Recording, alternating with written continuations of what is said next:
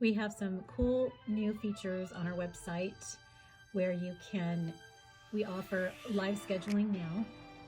Also, if you come to our website and you want to chat with us, you have a quick question, go ahead and click this. You can chat immediately with us. If you're just trying to make a quick appointment and you don't have time to give us a call, you can click make an appointment. It will have you log in. If you're a current customer of ours, you can log in by email or phone. Or even if you're not, you can do that. You can continue as guest if you like. This will also give you a drop-down box of all of our offers that we're offering.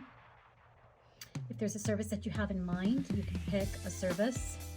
If there's something that is not on our list, you can describe the issue yourself. So let's just say we're going to make a quick oil change. Hit next. Is there anything else that you want to add that you need to let us know? Click next. Pick the date that you want for the service. Let's just pick Friday. Hit next. It lets you know times that are available. Next. Do you need a ride?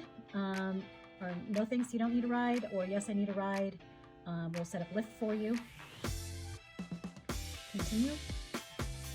And it will schedule the appointment. And asks you to log in if you like, and so that we can keep track of your information. Submit, and your appointment is all set up.